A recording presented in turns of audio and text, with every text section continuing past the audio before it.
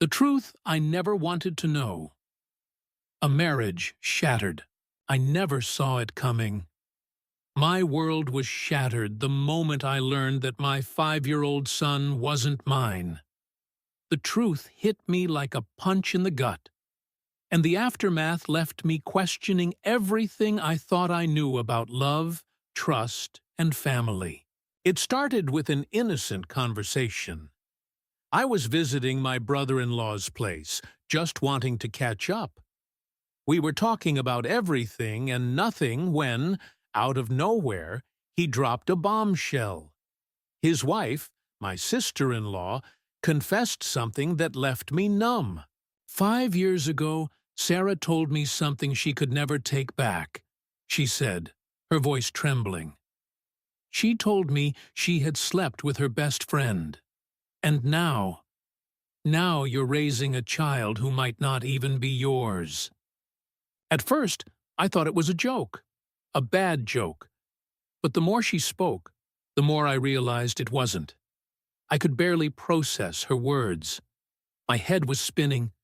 My hands shook as I tried to digest what she was saying.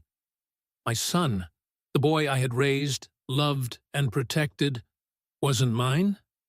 How was that even possible? I didn't know what to do, so I left.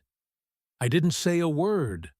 I just left her house, drove aimlessly, and when I couldn't take the uncertainty anymore, I went straight to a clinic. I needed answers, even if I wasn't ready to face them. The week that followed was hell. I tried to carry on as if everything was normal. But how could it be?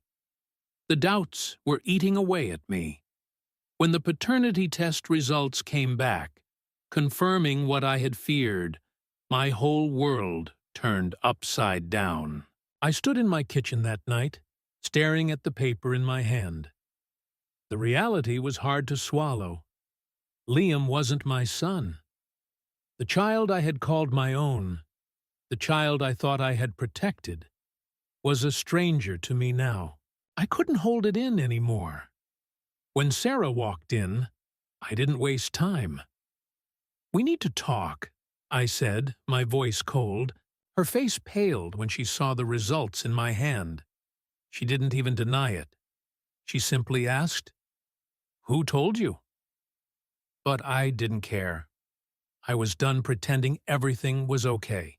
"I want a divorce," I said.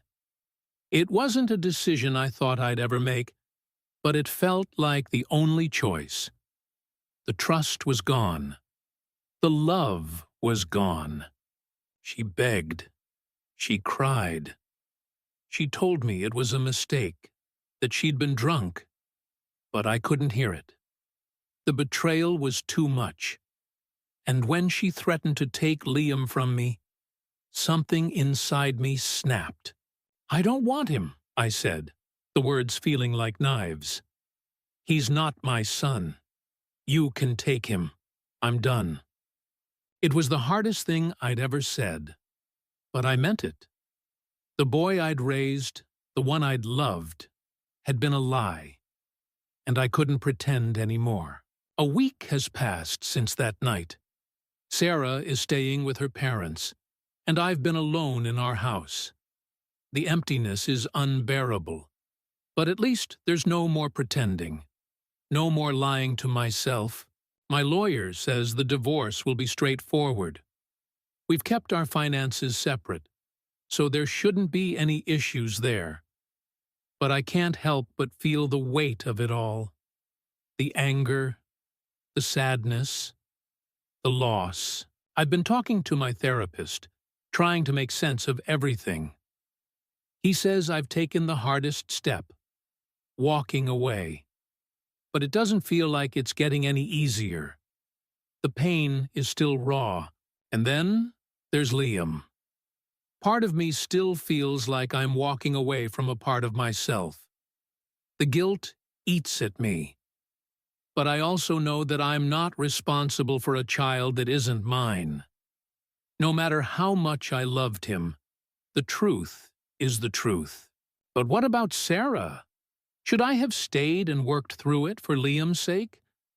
Or did I do the right thing by cutting ties and walking away? I'm still struggling with that decision. But for now, I'm trying to focus on healing, on moving forward. So, what do you think? Would you have stayed and raised the child anyway? Or is it better to walk away from a lie? Let me know your thoughts in the comments. It's a tough one, but I'm curious to hear how others would handle it.